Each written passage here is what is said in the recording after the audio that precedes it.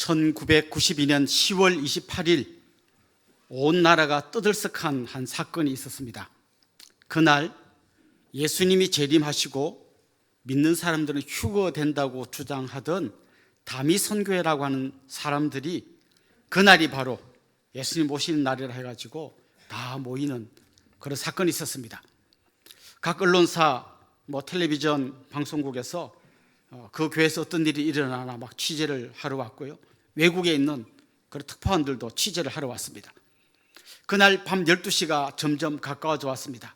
그 교회에 모인 사람들은 정말 휴거가 돼야 한다는 간절한 마음으로 죽기 살기로 기도했습니다. 그날 어떤 일이 일어났을까요? 아무 일도 일어나지 않았습니다. 처음에는 12시가 되는데도 자기가 휴거가 안 된 걸 안 사람들이 딴 사람은 휴거되고 자기만 남은 줄 알고 막 절망에 빠졌는데 알고 봤더니 아무도 휴거되지 않았다는 걸 알게 됐습니다. 이 사람들에게 이런 잘못된 교리를 가르친 사람이 이장님이라는 사람이었는데요. 그 사람은 그날 어떻게 됐을까요? 그 사람은 그날 그 엄청난 일이 일어나기 전에 이미 교도소에 수감되어 있었습니다. 사기죄로. 그 사람이 가르친 교리가 잘못됐다고 종교의 자유가 있는 나라에서 그를 교도소에 집어넣을 수 있을까요? 검찰에서는 중요한 한 단서를 잡았습니다. 이 사람이 신도들로부터 헌금을 걷어가지고 환매 조건부 채권을 샀는데 그 채권의 만기일이 93년 5월이었어요.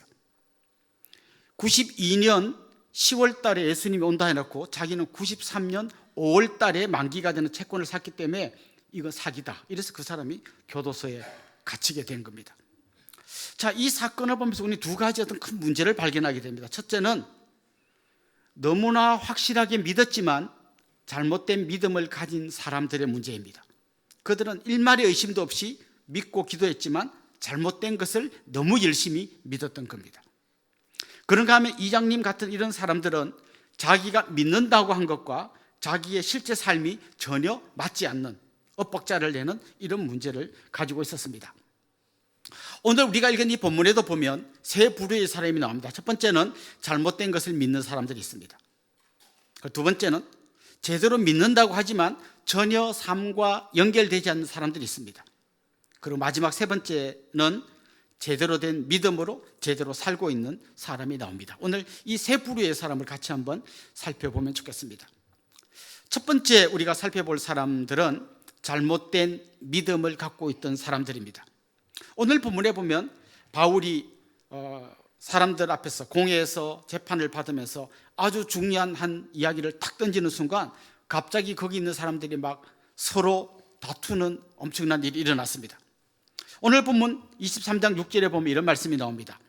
바울이 그중 일부는 사두개인이요 다른 일부는 바리새인인 줄 알고 공회에서 외쳐 이르되 여러분 형제들아 나는 바리새인이요 또 바리새인의 아들이라 죽은 자의 소망 곧 부활로 말미암아 내가 신문을 받노라. 그가 뭐 때문에 신문을 받는다 했습니까? 부활 때문에 자기는 지금 신문을 받는다라고 이야기를 했습니다. 그랬더니 그 공회 중에 공회를 구성하는 사람들이 크게 두 부류가 있었는데 하나는 바리새인이고 하나는 사두개인이었어요. 근데 바리새인은 부활을 믿었습니다. 반면 사두개인은 부활을 믿지 않았습니다. 그런데 바울이 나는 부활을 믿다가 이렇게 신문 받는다 했더니 갑자기 열심히 바울을 공격하려고 하던 바리새인들이 바울 편을 들기 시작했습니다. 반대로 사두개인들은 안 그래도 마음에 안 들었는데 부활까지 이야기하니까 더 마음에 안 들어서 그를 공격하려고 했습니다. 그러다 보니까 그들 안에 큰 다툼이 일어났습니다. 자, 여기 보면 사두개인들이 나오는데요. 사두개인들은 부활도 안 믿었고 천사도 안 믿었고 영이라는 영적인 존재도 안 믿었습니다. 다시 말하면 이 사두개인들은 자기들이 상식으로 이성적으로 이해가 되는 것만 믿었습니다. 자기들이 이해가 안 되는 건 안 믿었어요. 그러니까 그들의 믿음에 심각한 문제가 있었던 거죠. 요즘도 이렇게 신앙생활을 하는 분들이 꽤 있습니다. 기적이라든지 이런 건 안 믿지만 교회 가니까 마음이 편해지고 또 착하게 살려고 하니까 그렇게 하나님 말씀이 나온 대로 착하게 살고 그러면 된다고 생각하면서 교회 다니는 분들이 많습니다. 이런 분들은 다른 종교에 대한 거부감이 거의 없습니다. 뭐 나는 교회 다녀서 마음이 편하지만 당신은 다른 종교를 믿어서 마음이 편하고, 나는 교회 다녀서 착하게 살려고 하지만 당신은 또 당신 나름대로 착하게 살려고 하니까 뭐 우리 다 괜찮다 이렇게 생각합니다. 이런 흐름이 극도로 발현된 게 언젠가 하면 19세기 말부터 20세기 초, 그때 이런 생각을 하는 많은 신학자들이 등장했습니다. 대표적인 신학자 중에 불트만이라는 사람이 있었는데요, 이 사람이 주장한 그 주장을 요약하면 비신화화입니다.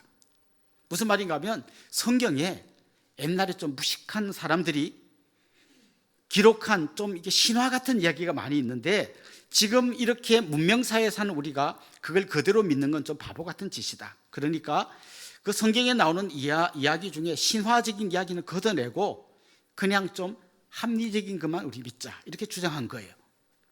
그래서 예를 들면 이런 거죠. 오병이어의 기적이 일어났습니다. 보리떡 5개와 물고기 2마리로 5,000명이 먹었습니다. 이건 말도 안 된다. 그러면 이제 이 사람들은 이걸 어떻게 비신화화 시키나 하면 이렇게 말하는 거죠. 거기 온 사람들이 다 원래 다 자기 도시락을 싸왔는데 혼자만 먹으려고 딱 숨겨놨다가 어린아이가 자기 도시락을 예수님께 바치니까 감동을 받고 양심의 찔림을 받아서 숨겨놓은 도시락을 다 꺼내고 같이 먹었더니 5,000명이 먹고도 남았다.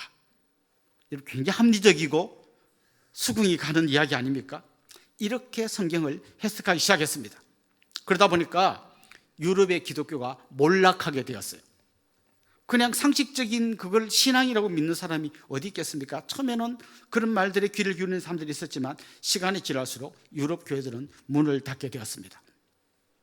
요즘도 우리 젊은 세대들이 고등학교 때까지는 교회를 잘 다니다가 대학 들어가면 신앙생활 안 하는 경우가 많아요. 왜냐하면 이제 자기가 지성인이라고 생각하고 최첨단 학문을 배우는데, 그런 학문을 배우는 자기의 눈으로 성경을 보니까 성경이 진짜 아까 그 신학자가 이야기한 것처럼 옛날 무식한 사람들이 기록한 신화로 가득 찬 책으로 보이게 되는 거죠. 원래는 하나님의 말씀이 날카로운 검이 되어서 우리의 잘못된 생각을 잘라내야 되는데, 거꾸로 내 생각의 검으로 하나님의 말씀을 다 잘라내 버리는 그런 오류를 범하게 된 거죠. 바로 현대판 사두개인들이 된 겁니다. 그런데 참 놀랍게도 이단 중에서 이 틈을 파고든 이단이 있어요. 여러분 JMS라고 들어보셨습니까? 정명석, 요즘 뉴스에 많이 나왔죠. 성범죄를 해서 이제 죽을 때까지 아마 감옥에 있어야 될 것 같은 사람입니다. 그런데요, 그 사람의 이 이야기를 고발 프로그램에서 이렇게 보면 왜 저런 사람에게 사람들이 열광할까? 약간 좀 제정신이 아닌 사람처럼 보여요. 축구 시합을 하는데요, 혼자서 100몇 골을 넣더라고요. 여러분 농구도 아니고 축구인데 100몇 골을 넣어요. 100몇 골이 가능할까요? 너무 가능하더라고요. 계속 패스해주고 그 사람이 차면 골키퍼가 피해주고 이러니까 100몇 골을 넣더라고요. 그리고 막 사람들이 노래를 하는데 자기 지휘를 하는데 있죠. 전혀 이 지휘하고 노래가 안 맞는데 자기 혼자 막, 왜 저런 사람에게 사람들이 열광하고 그렇게 지성인들이 저 사람의 저런 말도 안 되는 주장을 따라갈까? 그 사람이 젊은 대학생들을 미혹한 아주 중요한 방법이 있는데, 바로 오늘 방금 제가 말씀드린 이런 거예요. 이성적으로 생각해서 안 믿게 되는 걸 이 사람이 밝혀내는 거죠. 자꾸 그런 얘기를 하는 거죠. 예를 들면 이제 그 JMS에 입문하는 30개의 계단이 있는데요, 첫 번째가 이거예요. 요거를 딱 받아들이면 그 다음 두 번째 계단으로 해서 30계단까지 가면 마지막으로 JMS가 지저스 크라이스트 모닝스타, 예수님이 되는 거예요. 그 첫 번째가 뭔가 이런 거예요. 성경에 보면 여호수아가 기도하는데 태양아 멈추어라 이렇게 기도하잖아요. 물어보는 거 학생 보고, 태양이 도니 지구가 도니? 여러분 아시죠? 지구가 돌죠. 그럼 태양아 멈추어라 이거 말 되냐? 뭘로 바꿔야 되지? 지구야 멈추어라 이렇게 해야 말이 된다는 거죠. 거기에 대학생들이 넘어가는 거예요. 근데 누가 잘 넘어가는지 아세요? 이과 학생들이 잘 넘어가요. 의대, 간호학과, 공대 이런 사람들이 잘 넘어가요. 문과는 잘 안 넘어가요. 왜?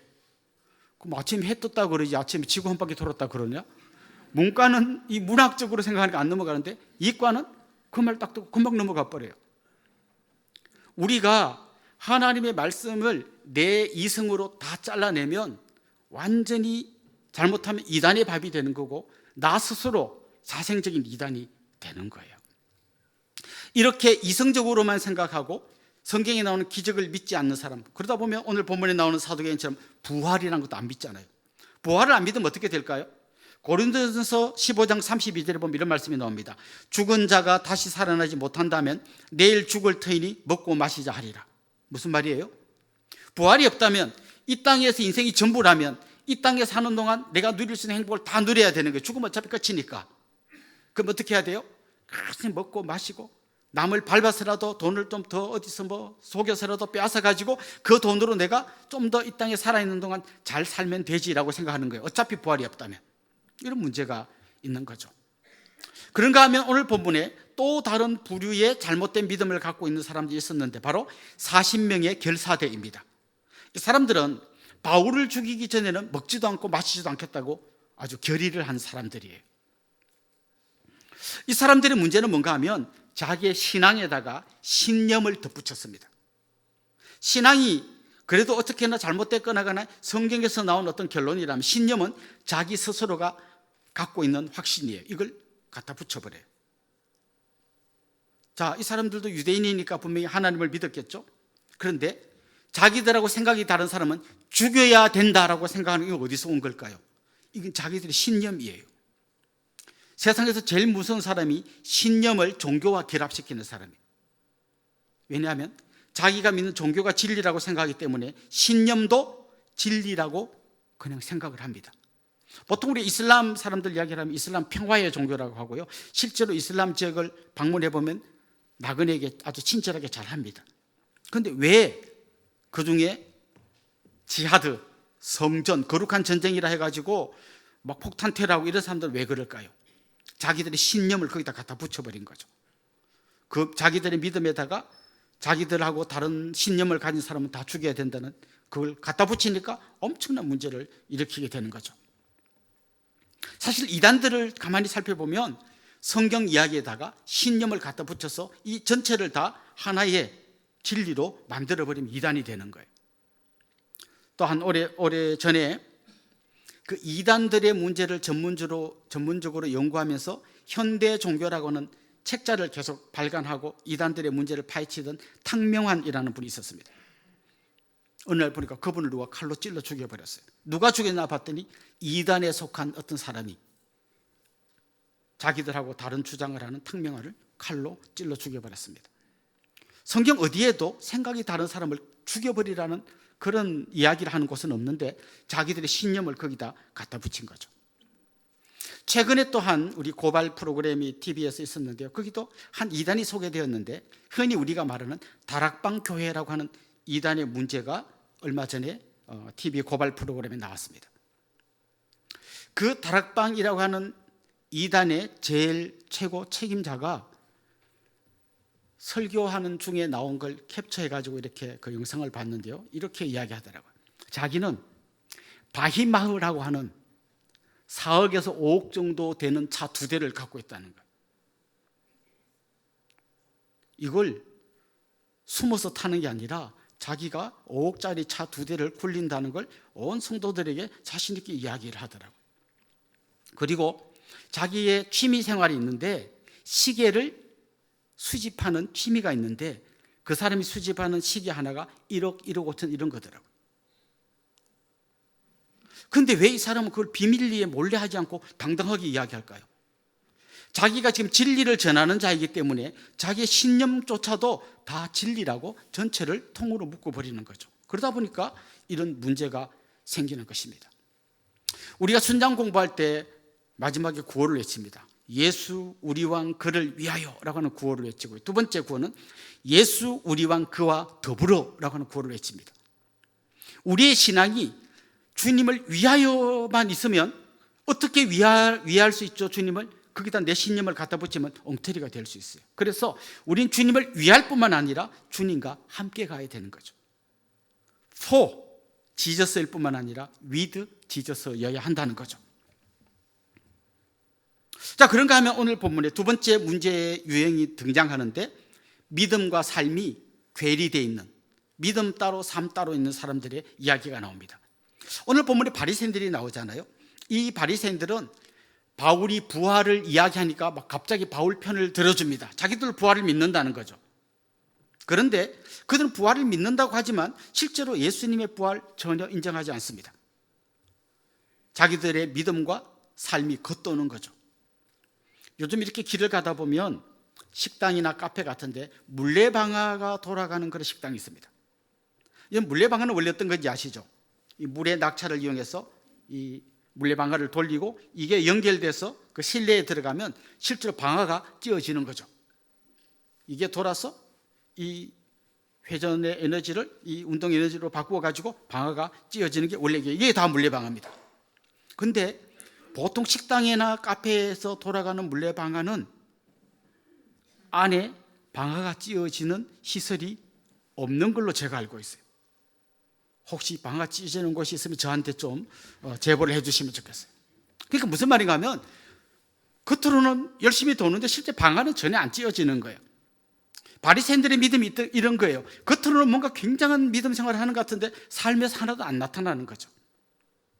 그래서 예수님은 바리새인들을 책망하면서 마태복음에 이렇게 책망했습니다. 화 있을진저 외식하는 서기관들과 바리새인들이요. 그다음 뭐라 그랬습니까? 회칠한 무덤 같으니 겉으로는 아름답게 보이나 그 안에는 죽은 사람의 뼈와 모든 더러운 것이 가득하도다. 이와 같이 너희도 겉으로는 사람에게 옳게 보이되 안으로는 외식과 불법이 가득하도다. 저는 오늘 이 말씀을 좀 묵상하면서 저를 비롯한 우리 성도들이 가장 빠지기 쉬운 함정이 바로 이런 거라고 생각해요. 믿는 것 따로, 삶 따로, 믿음 따로, 내 삶은 따로 엇박자를 내는 위험이 많이 있다는 거죠. 여러분, 하나님이 살아계시고 전지전능하시고 우리의 모든 아픔과 눈물을 보고 계시고 우리의 신음소리를 듣고 계시고 우리가 기도할 때 응답하시는 분이라는 걸 믿습니까? 우리 다 이거 믿어요. 그런데 실제로 우리 삶을 보면 하나님이 나를 안 보고 있는 것처럼, 하나님이 마치 없는 것처럼 그렇게 살 때가 너무 많이 있다는 것이죠. 종교개혁자 마틴 루터의 삶의 이야기 중에 이런 에피소드가 전해지고 있습니다. 사실 루터는 종교개혁을 하려고 한 게 아니라 하다 보니까 종교개혁이 된 거예요. 그 과정에서 수없는 압박을 받고 죽음의 어떤 위협을 당하면서 자기 굉장히 힘들었죠. 그러니까 어느 날 깊이 낙심하고 힘이 빠져 있을 때 그의 아내가 딱 나타났는데 상복을 입고 나타났다는 거예요. 그래서 루터가 물어봤대요. 여보, 누가 죽었어? 그때 그의 아내가 이렇게 대답했대요. 하나님이 돌아가셨습니다. 그때 루터가 화를 내면서 아니 당신 무슨 그런 망령된 소리를 짓거리는 거야? 그때 아내가 이렇게 대답했대요. 하나님이 살아계신데 왜 당신은 하나님 죽은 것처럼 그러고 계십니까? 이렇게 말을 했대요. 우리가 얼마나 이런 오류에 자주 빠지는지 모르겠어요. 그냥 말로는 믿는다 하는데 사실 진정한 믿음이란 것은 지, 정, 의가 다 들어가야 되는 거예요. 하나님 어떤 분인지 아는 게 믿음은 아닙니다. 그게 믿음의 일부가 될 수 있죠. 그걸 그렇게 안다면 그렇게 의지를 갖고 살아야 되는 거죠. 그럴 때 하나님 우리 마음속에 그런 감동도 주시는 것입니다. 바리새인들은 바울을 변호하고 부활이 있다는 걸 당당하게 이야기하면서도 실제로 전혀 다른 삶을 살고 있었다는 거죠. 사도행전에 또 우리 앞에서 살펴본 것도 보면 베드로가 감옥에 갇혔을 때 온 성도들이 베드로가 추록할 수 있도록 합심해서 기도했는데요. 정작 베드로가 감옥에서 나와가지고 기도하는 분들의 문을 두드렸을 때 그 계집종 로데가 베드로가 왔습니다. 그럴 때 그 안에 있던 사람들이 아무도 안 믿었다는 이야기가 나옵니다. 그렇습니다. 믿음과 삶이 따로 움직이면 안 된다는 것이죠. 자, 이제 마지막으로 믿음과 삶이 하나 되어 움직인 하나의 사례가 있는데 그게 바로 바울의 경우입니다. 바울이 처음 예수님을 믿은 건 부활하신 주님이 그를 만나 주시기 때문에 그가 믿음 생활을 시작했습니다. 그런데 그를 믿음 생활로 이끌어 주신 주님이 그때 잠깐 나타났다가 바람과 함께 사라지신 게 아니라 계속 그와 함께 계셨습니다. 오늘 본문에 보면 바울이 몇 번의 위기를 겪습니다. 처음에는 성전에서 유대인들이 잡혀가지고 집단 구타를 당해서 거의 죽을 뻔했습니다. 그때 로마 군인들이 나타나서 그를 구해줬습니다. 로마 군인들이 바울을 좋아해서 구해준 게 아니라 그냥 질서 유지 차원에서 그를 구해준 겁니다. 그리고 또 한 번의 위기가 찾아왔는데요. 바울을 죽이기 전에는 밥도 안 먹고 물도 안 마시겠다고 결의한 40명의 결사대가 있었잖아요. 이 사람들이 대제사장에게 이야기한 거예요. 작전 지시를 했습니다. 당신이 가서 천부장에게 바울 좀 다시 보내주라고 해라. 우리가 신문할 게 있으니까 다시 보내주라고 해서 바울을 데리고 올 때 우리가 달려들어서 그를 죽여버리겠다. 이제 자칫 잘못하면 바울이 그들에 의해서 죽을 수 있는 상황이었습니다. 그런데 그때 하필이면 그때 바울의 조카가 그 이야기를 듣게 되고 그걸 천부장에 이야기하니까 천부장이 아이고 이 사람들 말 들었다가는 큰일 나겠구나. 로마 시민인 바울을 저 사람들이 죽이면 자기에게도 문제가 있겠구나. 그래서 바울을 가이사랴라는 곳으로, 거기에 총독이 있는 곳으로 바울을 보냅니다. 근데 오늘 성경에 보면 그를 가이사랴로 보내면서 보병 200명, 기병 70명, 창병 200명, 총 470명의 군인을 붙여갖고 철통같이 호위를 하면서 바울을 가이사랴로 호송합니다. 지금 무슨 국빈 대통령이 온 것도 아닌데 470명의 군인이 죄수 한 명을 호송해서 가이사랴까지 가게 만듭니다. 저는 이 모든 일 배후에서 역사하시는 분이 계시는데 바로 부활하신 주님께서 그렇게 하고 계시다고 믿습니다. 왜 이렇게 생각하느냐? 근거가 있는데요. 오늘 보면 23장 11절에 보면 예수님께서 바울에게 이런 말씀을 해주셨습니다. 같이 한번 읽어볼까요? 그날 밤에 주께서 바울 곁에 서서 이르시되 담대하라. 내가 예루살렘에서 나의 일을 증언한 것 같이 로마에서도 증언하여야 하리라 하시니라. 바울에게 말한 거예요. 네가 지금 예루살렘에서 복음을 전한 것처럼 로마에 가서도 복음을 전할 거다. 다시 말하면 아직도 너의 사명이 끝나지 않았고 내 사명이 다할 때까지 내가 너를 지키고 보호하겠다는 주님의 약속이 있었습니다. 여러분 이거 굉장히 중요한 얘기예요. 혹시 여러분이 뭐 건강이 안 좋고 병원에 입원할 때 이러다가 나 죽는 거 아니야 이런 생각이 들 때 이 말씀을 기억하세요. 여러분의 사명이 끝나기 전에 절대 죽지 않습니다. 바울이 이후에도 여러 가지 어려움을 겪지만 그는 한 번도 자기가 죽을 거라는 생각을 한 적이 없어요. 왜냐하면 아직 로마의 복음을 안 전했기 때문에. 로마에 가서 복음 전할 때까지 그는 이 사명을 다 감당해야 된다는 것이죠. 자, 오늘 본문이 이야기하는 게 이겁니다. 바울은 부활을 믿었을 뿐만 아니라 부활하신 주님과 함께 걸어갔습니다. 그 주님께서 바울을 지켜주셨고 보호해 주셨고 힘들 때 위로해 주셨고 사명을 재확인해 주시면서 끝까지 그와 함께 하고 있음을 그가 경험했습니다. 저는 우리 성도의 삶이 이래야 된다고 생각합니다.